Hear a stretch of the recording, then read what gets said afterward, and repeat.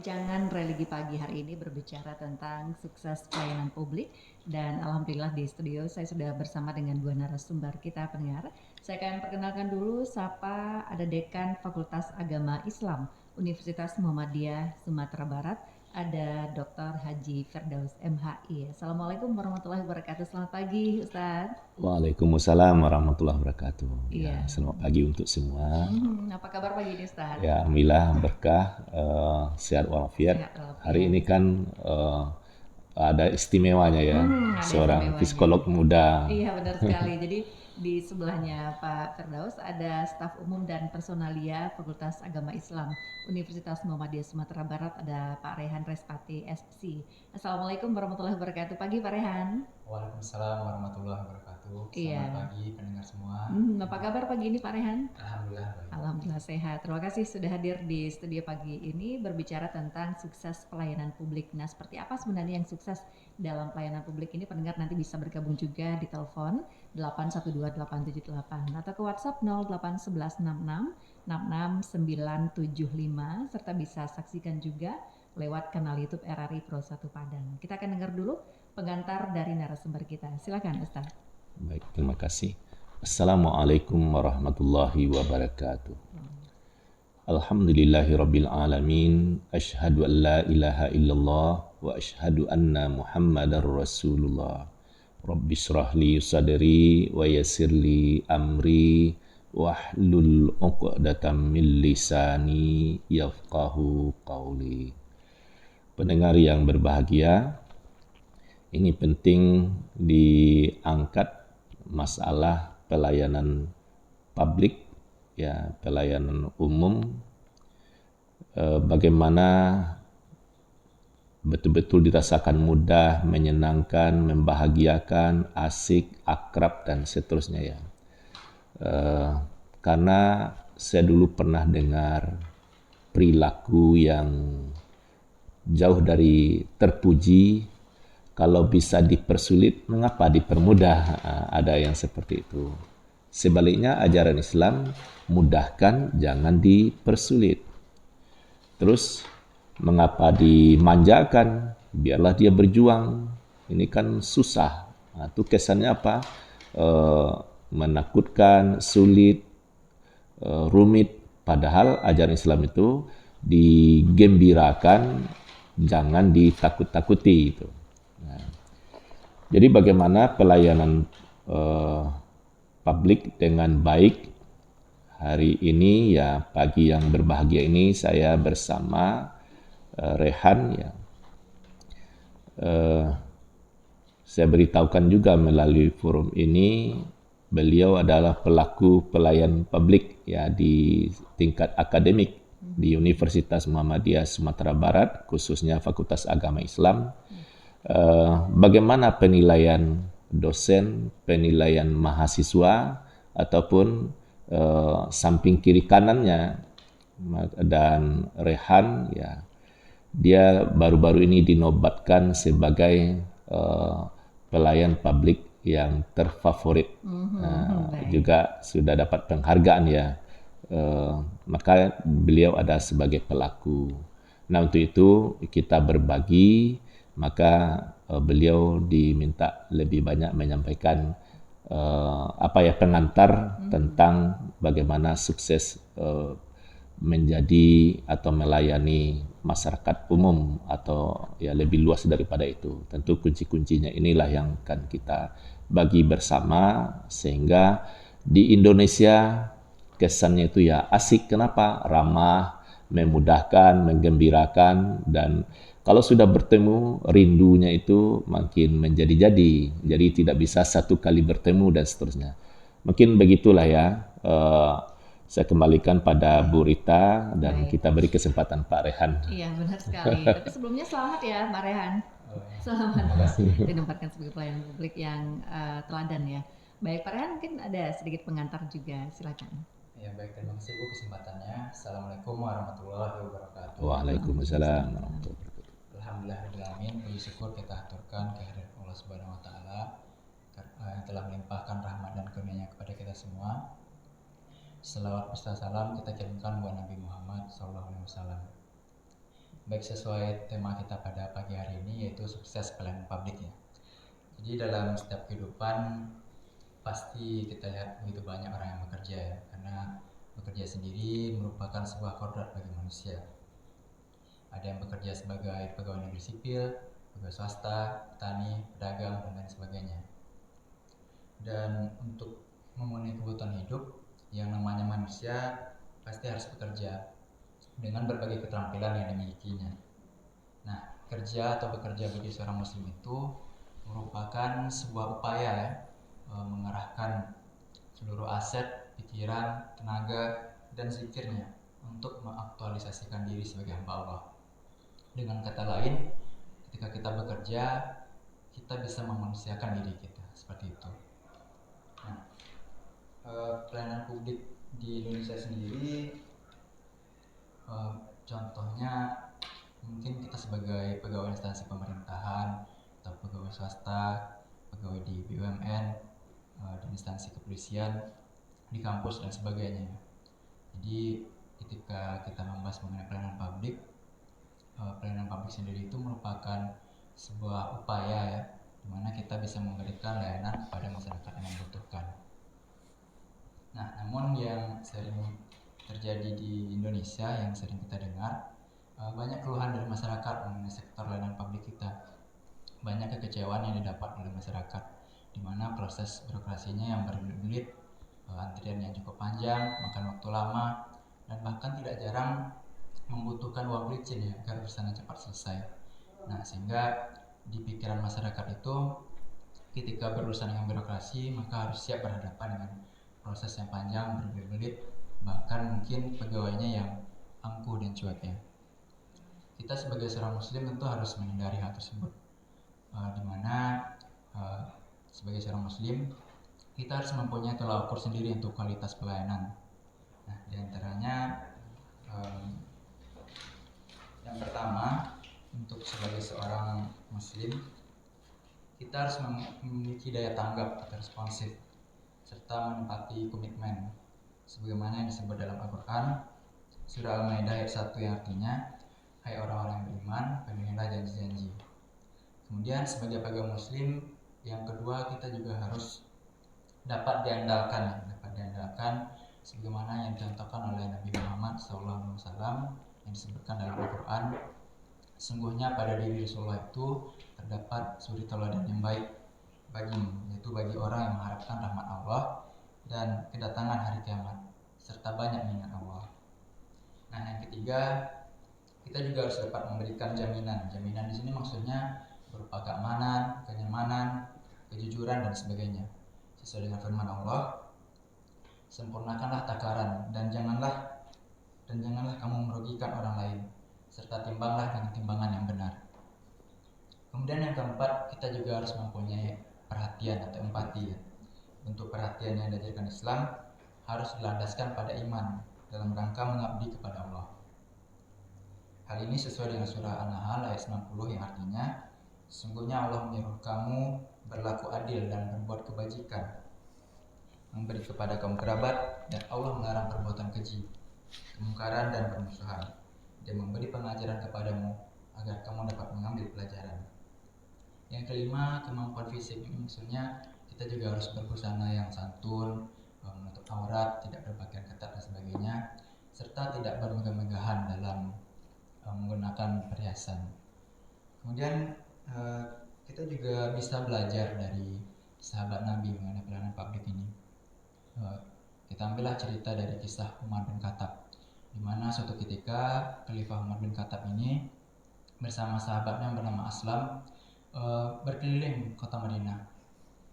Ketika dia berada di sudut kota, didengarnya lah suara tangisan dari sebuah tenda lusuh. Didatanginya tenda tersebut, ternyata ada seorang anak perempuan yang sedang nangis bersama ibunya. Si ibu ini terlihat sedang mengaduk bejana atau panci ya. Ditanyalah oleh Khalifah Umar bin Khattab, apa yang kau masak wahai ibu?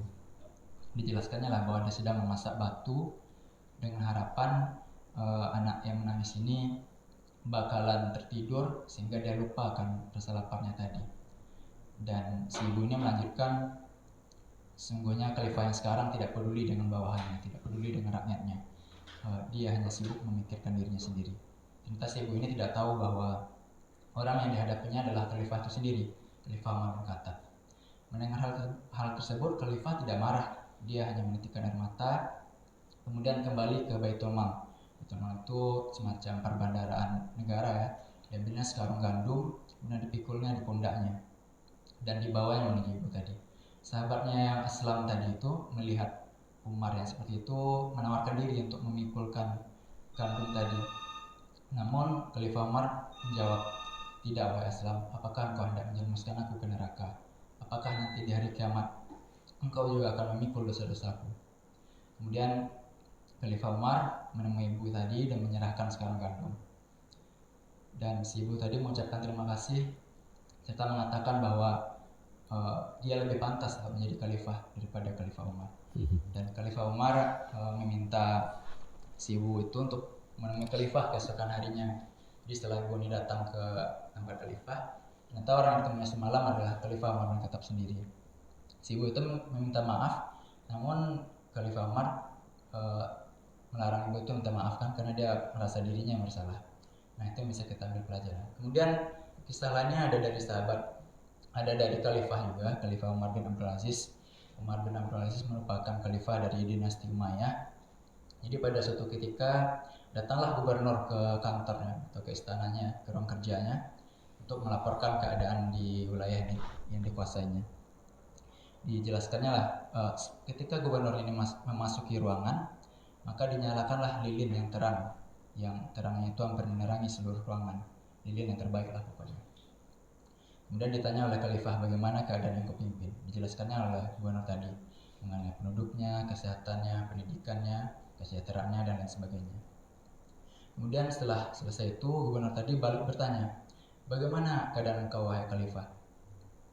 Namun sebelum menjawab, Khalifah Umar bin Abdul Aziz ini mematikan lilin yang terang tadi dan menggantinya dengan lilin yang redup, hampir padam, bahkan tidak mampu menerangi ruangan.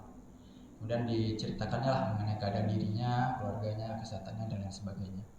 Di akhir pembicaraan, gubernur tadi bertanya, wahai Khalifah, kenapa tadi ketika pembicaraan pertama engkau menyalakan lilin yang terang? Namun ketika aku menanyakan keadaanmu, engkau menggantinya dengan lilin yang padam, dengan yang hampir padam. Kemudian Khalifah Umar bin Abdul Aziz ini menjawab, ketika pembicaraan pertama tadi kita membahas tentang umat, maka aku menggunakan lilin milik umat. Namun ketika engkau telah menanyakan keadaan pribadiku, aku menggantinya dengan lilin pribadi kepunyaanku. Aku tidak ingin menggunakan lilin milik umat untuk kepentingan pribadi. Masya Allah, sungguh mulia sekali tindakan Umar bin Abdul Aziz ini. Di zaman sekarang mungkin akan sangat jarang kita temui sosok pemimpin seperti ini. Coba kita lihat berapa banyak pemimpin kita yang menggunakan mobil dinasnya untuk keperluan pribadi. Berapa banyak pegawai kita yang menggunakan komputer kantor untuk kepentingan pribadi. Apakah kita tidak malu dengan Umar bin Abdul Aziz? Atau apakah kita tidak malu kepada Allah? Bagaimana nanti kita mempertanggungjawabkan tindakan kita di akhirat kelak? Seperti itu. Dan kemudian yang perlu kita pahami adalah segala pemberian yang diberikan Allah di dunia ini adalah amanah ya, baik itu pangkat, istri, jabatan, dan sebagainya. Ketika kita diamani sebuah jabatan, maka kita harus menjalankan amanah tersebut dengan penuh tanggung jawab. Dan sebagai seorang pegawai muslim, pelayan publik, kita harus mempunyai sifat yang suka bekerja keras, disiplin, rajin, tekun, dan dapat bekerja sama, serta ikhlas beramal. Dan kita juga tidak boleh mementingkan kepentingan pribadi maupun golongan. Mungkin untuk pesan kita semua, kembalikan semuanya pada hati. Segala yang dimulai dengan hati akan kembali kepada hati. Tetap rendah hati. Mungkin tadi Pak Dekan menyampaikan bahwa saya dinobatkan sebagai pegawai terfavorit ya di kampus. Namun saya sendiri memaknainya bukan karena sayanya yang hebat, tapi karena ada teman-teman kerja saya yang mendukung saya, sehingga saya bisa memperoleh hal tersebut kan. Mungkin posisi saya sebagai personalia memang harus berhadapan dengan banyak orang. Namun untuk yang menyelesaikan kasus permasalahan itu adalah teman-teman kerja saya tadi. Jadi sebenarnya bukan saya yang hebat, namun teman-teman saya yang hebat. Saya memaknainya seperti itu. Terima kasih. Baik, terima kasih Pak Rehan. Itu pemaparan pengantar pendengar dari dua narasumber kita. Ada Ustadz Firdaus dan juga Pak Rehan. Silakan pendengar berbagi ataupun Anda ingin bertanya di 8128878 serta di WhatsApp 081166666975. Ini tentang sukses pelayanan publik karena memang Islam juga mengatur bagaimana pelayanan terhadap publik begitu ya. Kita terima Ustadz di telepon. Assalamualaikum. Waalaikumsalam Rita. Iya, pagi Ajo Uniang, silakan Jo. Assalamualaikum Pak Ade.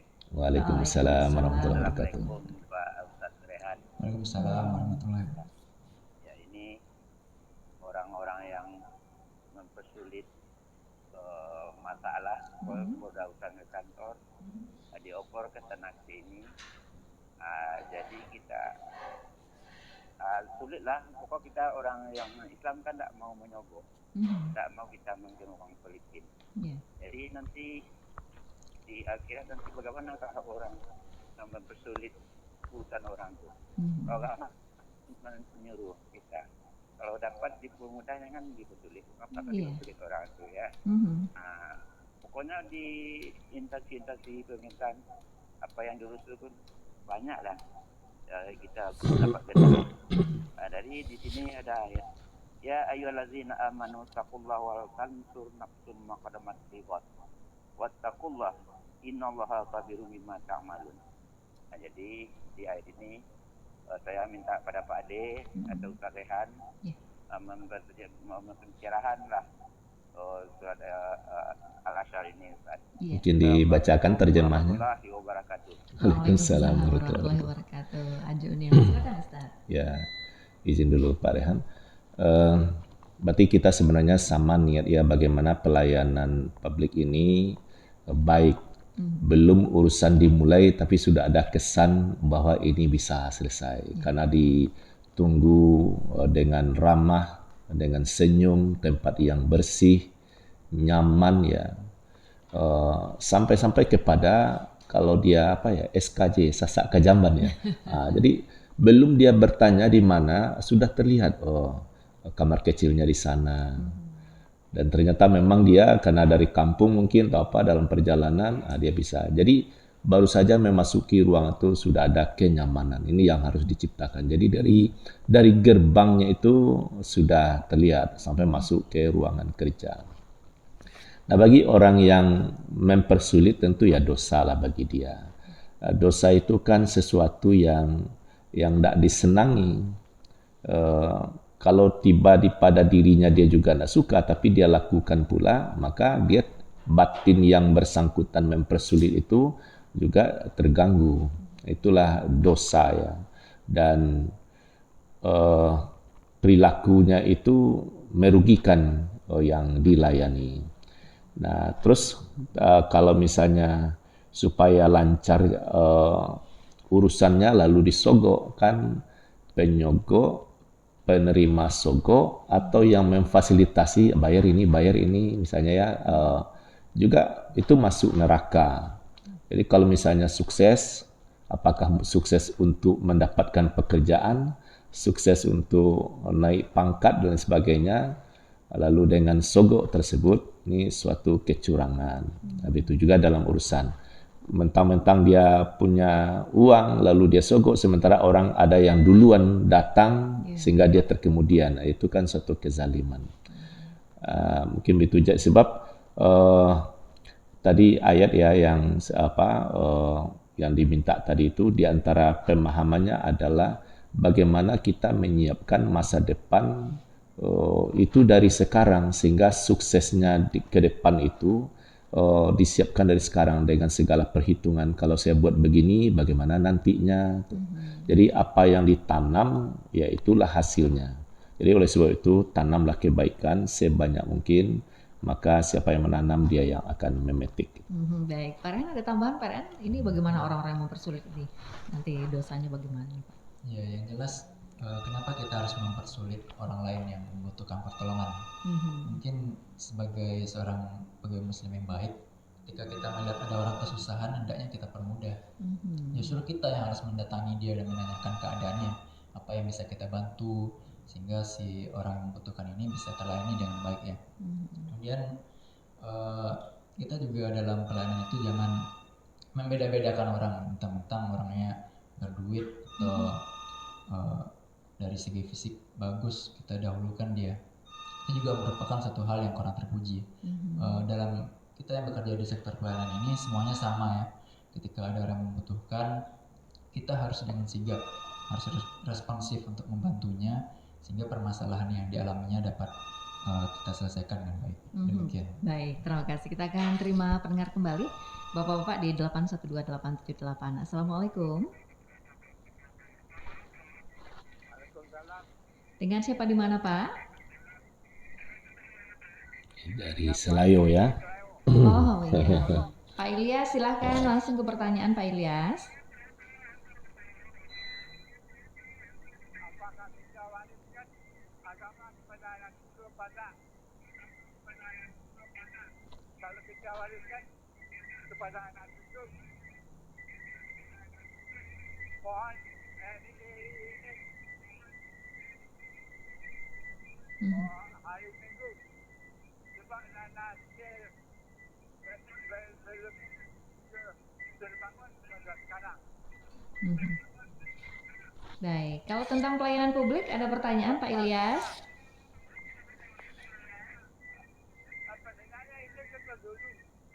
Apakah kita wariskan kepada anak cucu? Oke, baik. Terima kasih Pak Ilyas. Itu pertanyaan. Iya. Terima kasih Pak. Kalau kita wariskan kepada anak cucu, hari Minggu supaya anak-anak share. Baik. Oke, baik. Terima kasih Pak Ilyas di Selayo. Kita sudah bisa tangkap pertanyaan beliau. Jadi Pak Firdaus, Ya. Pertama terima kasih Pak Ilyas, semangat ya. Sebenarnya beliau ini usia sudah sepuh, kesehatan juga sebenarnya mengganggu, tapi semangatnya ini luar biasa ya. Alhamdulillah. Pendengar setia, semoga keberkahan, hari-harinya penuh pahala untuk Pak Ilyas, begitu juga keluarga ya. Ya, kita sebagai orang tua melayani anak-anak. Bagaimana melayani dengan jiwa agama, kita ramah, santun, perhatian, ya peduli, empati ya kepada anak-anak. Terus kalau hari Minggu bagaimana? Apa haknya hari Minggu? Sebenarnya bukan hari Minggu ya, kalau sesungguhnya itu hari Ahad ya, karena populernya itu hari Ahad. Cuman kan Minggu ini kan sudah korban apalah namanya tuh, lain ceritanya. Tapi kalau misalnya Bu Rita di Muhammadiyah, saya lihat juga di Nahdlatul Ulama dari apa itu masih membuat hari Ahad secara apa. Jadi hari Ahad itu bagaimana hak anak-anak, karena kita di Indonesia ini sekolahnya itu kan full ya, Senin sampai Sabtu.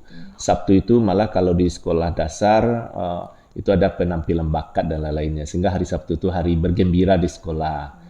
Terus nanti hari Ahadnya yang sebagian ngaji di masjid itu pagi itu dia didikan subuh, mungkin bantu orang tua dan lain sebagainya. Jadi ya dikembalikan kepada kondisi tempat ya, bagaimana keluarga tersebut melayani anak-anak untuk hari Ahad itu seperti apa programnya.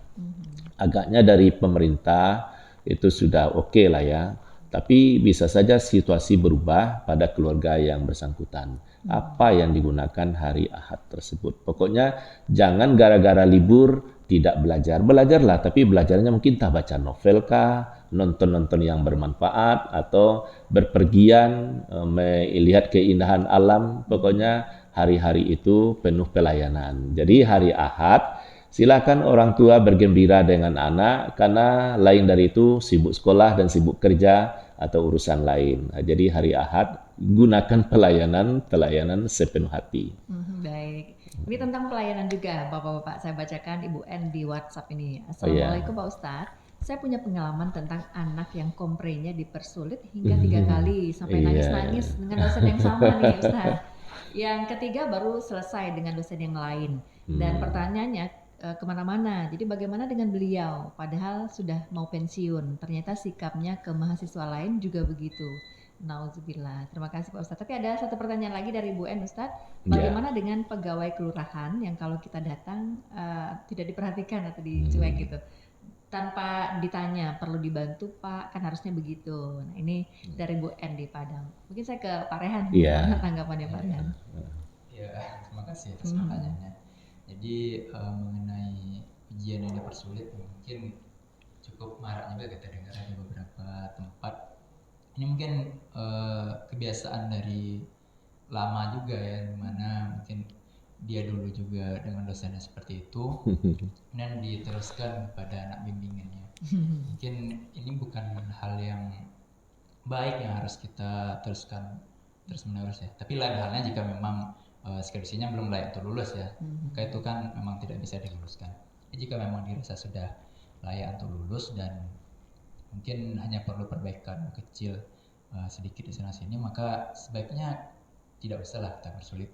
Karena yang namanya apalagi untuk yang sarjana yang S1 itu kan juga masih dalam proses belajar, tingkatannya tentu akan berbeda dengan S2 dan S3.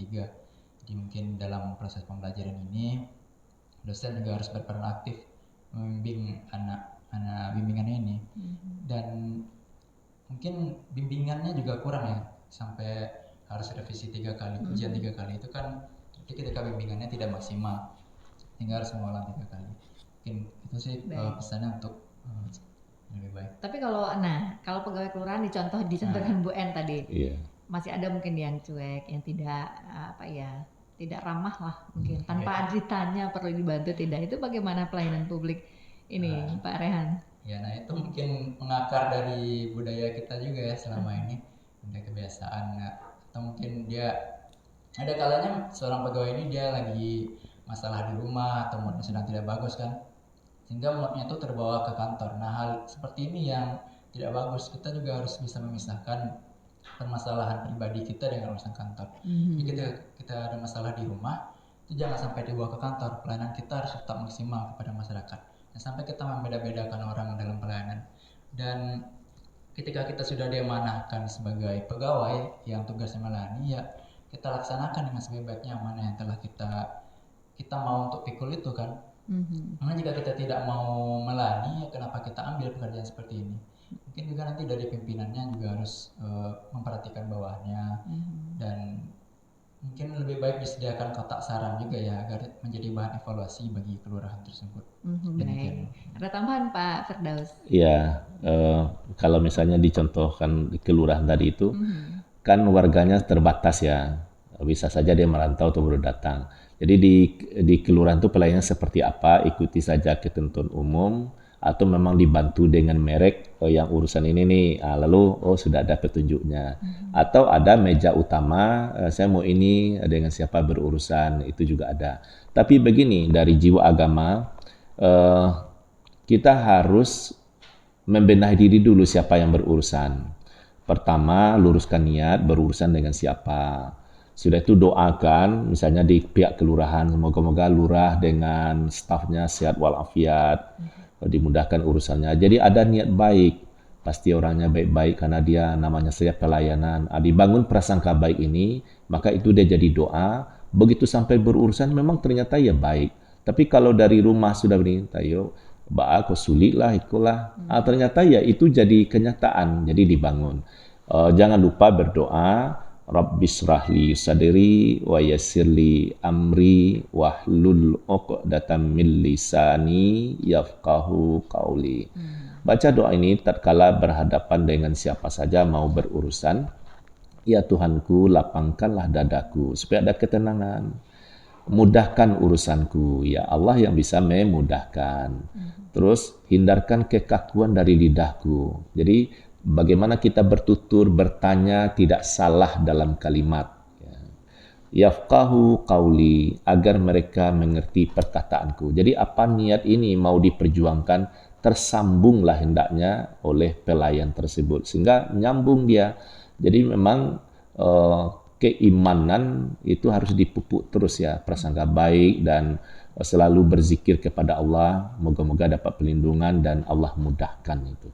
Lalu kuncinya supaya kita berurusan itu dapat kemudahan, kita yang mengamalkan dahulu. Siapa saja yang berurusan dengan kita, kita mudahkan.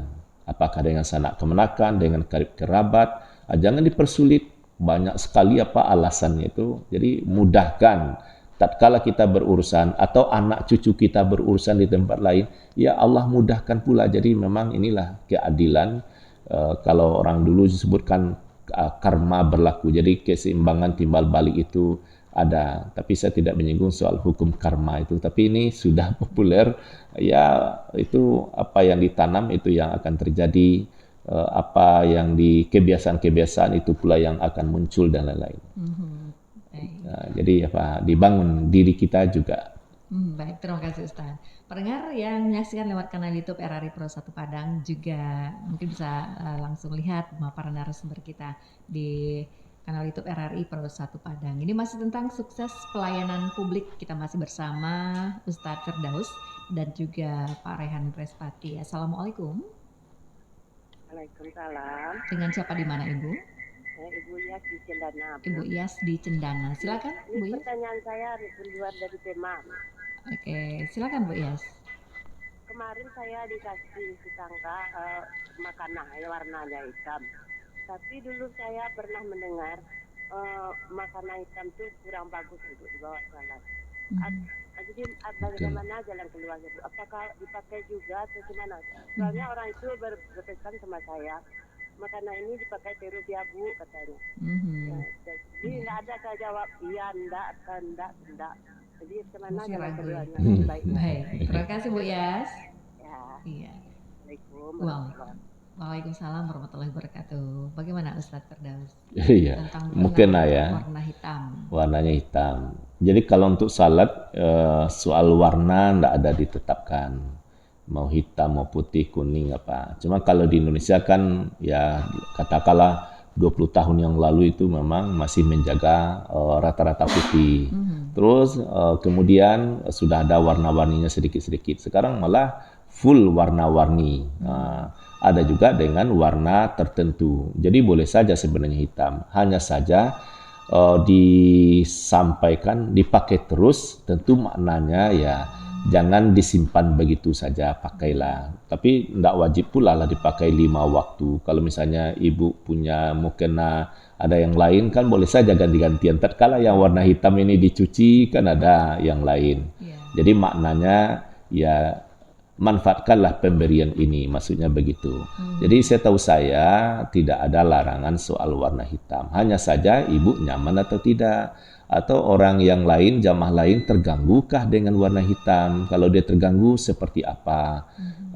Tapi kalau memang dia menyatakan terganggu dan alasan itu bisa diterima, ini baru ada masalah. Tapi kalau sebab mengatakan haram atau halal tentu harus ada dalil. Mungkin pemahaman saya yang harus banyak ditambah informasinya atau harus belajar dulu. Sampai hari ini belum ada sampai ke situ. Belum ada terkait warna. Iya. Baik, kita tadi ada yang telepon juga di 812878. Pendengar silakan, Anda bisa kembali bertanya di 812878 atau ke WhatsApp 08116666975. Ini masih tentang sukses pelayanan publik. Dan Assalamualaikum. Waalaikumsalam Berita. Iya, Pak Iwan. Ya, Assalamualaikum Pak Firdaus. Waalaikumsalam warahmatullahi wabarakatuh. Ya, ini memang di luar tema tapi tentang agama juga ya. Silakan Pak Iwan. Ini saya sering mendengar hadis tiap subuh di masjid. Memang bagi laki-laki itu wanita memang diwajibkan ke masjid kan gitu. Tapi saya perhatikan mungkin di seluruh Indonesia ini mungkin 25 atau 30% lah yang laki-laki yang ke masjid. Yang tidak ke masjid itu bagaimana sholat dan pahalanya. Itu aja. Assalamualaikum warahmatullahi wabarakatuh. Waalaikumsalam warahmatullahi wabarakatuh. Baik, Pak Firdaus mungkin dulu. Baik, keutamaan salat wajib itu memang lebih utama di masjid ya, lebih dicintai, pahalanya berganda-ganda 27 kali, 25 kali daripada salat sendirian itu. Jadi kata 25 dan 27 itu sangat banyak pahalanya. Kenapa banyak? Ya sediakan waktu, harus siap dengan kebiasaan imam, mungkin imamnya bawaannya agak cepat atau terlalu lambat dan kita harus ikut. Mungkin orang di samping kiri batu-batu atau pas benar dengan AC atau kipas angin, ya bagaimana lagi. Jadi semuanya ditahan, diterima. Maka pahala berjamaah itu sangat banyak, terutama kan di masjid. Terus bagaimana dengan laki-laki yang tidak ke masjid? Itu jawabannya sangat pribadi atau sangat kondisional. Sebab ada rumah orang untuk ke masjid itu ya butuh waktu yang cukup lama, misalnya tingkat keamanannya dan lain-lain sebagainya. Sehingga berbeda itu ya, wajibnya bagi laki-laki hari Jumat dengan wajibnya pada harian itu berbeda. Jadi yang penting bagaimana jamaah ini tetap ada. Ada kondisi tertentu dia tidak bisa ke masjid, hanya memang bisa di rumah ya, di rumah. Ya upayakanlah bisa berjamaah di rumah. Tapi ingat, selagi bisa berjamaah di masjid tentu ini lebih utama. Nah, bagi orang tertentu pendekatan hadis ini begini, dia dengar azan tapi dia seperti tidak mendengar saja. Nilai salatnya itu sampai-sampai ada diterjemahkan batal, tapi saya tidak sampailah ke situ. Nilainya tentu rendah. Kalau salat dia sebenarnya bisa ke masjid tapi tidak pergi, dia salat hanya di rumah. Nah, itu pun sebenarnya sudah sangat baik ya, dia ada salat sementara yang lain tidur begitu saja, tidak menunaikan ibadah. Cuman yang jelas bagaimana bahasa dakwah ini dikemas dengan baik itu. Baik. Ini kita harapkan juga tentang pelayanan publik ya, pertanyaan berikutnya Pak Rehan. Jadi Pak Rehan bisa berikan komentar kembali. Assalamualaikum. Waalaikumsalam, Rita. Oh ya, Jo, ini ada tambahan Jo? Ya, ini ada masalah di Uyup Ade ini. Waktu subuh ini sekarang Rita, banyak berbeda itu. Kami dulu di Muhammadiyah, Buya Zat, Ramli Ade, kalau ustaz-ustaz ini harus pakai kunci pas, dia bilang. Jadi sekarang tidak itu didengar itu dekat Buya Firdaus itu akan menciptakan jadwal salat gitu. Sekarang jauh juga berbedanya antara masjid sini ada 10 menit itu. Jadi kalau orang tidak tahu dengan waktu, dia buru-buru salat. Sedangkan itu waktu belum masuk. Jadi waktu tarjih di Muhammadiyah dulu itu Buya Zat, Ramli Ade, Buya Zul, guru Ade ini kan ahli hisab. Sekarang tak ada kayak gitu di Baik, terima kasih Ajo. Ya. Itu sama Pak Ade ya. Assalamualaikum warahmatullahi wabarakatuh. Waalaikumsalam warahmatullahi wabarakatuh. Satu di WhatsApp sudah dari tadi masuk juga Ustaz, tapi ini memang masih di luar tema. Mudah-mudahan ada sedikit tanggapan di penghujung kebersamaan kita nih Ustaz. Ini berdosakah melakukan usaha fisal, misalnya memancungkan hidung, memperbaiki dagu dan lain sebagainya. Oke, mungkin sedikit sebelum nanti closing statement Ustaz, silakan Ustaz Firdaus. Iya, layanan untuk umat ya, warga tentang waktu salat ini sudah dikaji, sudah disosialisasikan ya. Kalau saya itu bisa ditonton video saya Firdaus Hisab tentang waktu subuh ini, itu mudah memahaminya. Dari untuk memaksimalkan layanan warga, bagaimana kalau di Muhammadiyah ya sudah. Dari Majelis Ulama Indonesia bagaimana? Alhamdulillah, 1 pekan jelang Ramadan kemarin kami muzakarah di Sijunjung ya, dihadiri oleh ketua-ketua umum Majelis Ulama Indonesia Kabupaten Kota. Yang hadir waktu itu ya yang Kota Padang ya, ketua umumnya. Tapi apakah utusan waktu itu saya tidak cermati. Alhamdulillah sudah dirumuskan karena mendatangkan ahlinya, dibahas secara ilmiah dengan bukti-bukti pendekatan keilmuan. Akhirnya Majelis Ulama Indonesia Sumatera Barat memberi fatwanya begini, mendukung waktu subuh diundur 8 menit, maksudnya subuh yang lama itu karena fajar belum terbit. Kalau salat juga waktu fajar belum terbit kan subuh tidak sah. Karena sudah diketahui sejak dari anak-anak waktu subuh ialah mulai terbit fajar. Nah, MUI sudah memperkokoh dengan tidak menyalahkan jadwal salat sebelumnya. Jadi memang ini bertahap dalam rangka sosialisasi di Kota Padang. Itu sebenarnya sudah bagus, grafiknya sudah naik. Termasuk sebagai contoh Masjid Raya Sumbar itu sudah mengeksekusi dengan kecocokan waktu subuh pendekatan ilmu pengetahuan. Kalau misalnya negara tetangga seperti Malaysia itu malah lebih duluan juga menambah atau mengundur waktu subuhnya 8 menit. Jadi memang kita harus bersabar, pokoknya sosialisasi ini jalan terus itu. Baik, terima kasih Ustaz. Tapi untuk pertanyaan Bu Eli kayaknya kita pending dulu ya Pak Ustaz, karena keterbatasan waktu nih Bu Eli, karena penjelasan pasti tidak bisa sedikit ya Ustaz. Iya, bisa lain waktu. Bisa lain waktu. Bu Eli di Bukit Tinggi, kemudian ada juga pendengar kita yang di WhatsApp, hamba Allah di Sambas ini. Oh iya, di Kalimantan ya. Iya. Oke, saya minta closing statement dari Pak Rehan di awal tentang sukses pelayanan publik. Silakan Pak Rehan. Iya, baik. Terima kasih. Jadi intinya ketika kita sudah diamanahkan sebuah tanggung jawab pekerjaan ya, tidak hanya di sektor publik, di pekerjaan apapun, maka mari kita lakukan dengan penuh amanah dan ikhlas untuk beramal. Kemudian kita juga harus menghindarkan kepentingan pribadi maupun kelompok ya. Dan ketika ada orang yang membutuhkan dan sebagai pelayan publik, kita aktif untuk membantu sehingga orang datang ke kita itu tidak bermuka masam pulangnya, malah dia tercerahkan dengan bantuan yang kita berikan. Intinya apapun pekerjaan kita, mari kita kembalikan ke hati.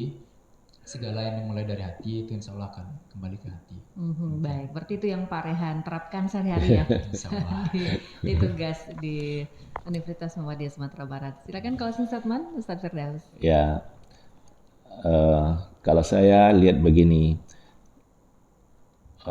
inspirasi dari hadis Nabi maknanya begini, belum sempurna keimanan seseorang kalau dia belum mencintai saudaranya seperti mencintai dirinya sendiri.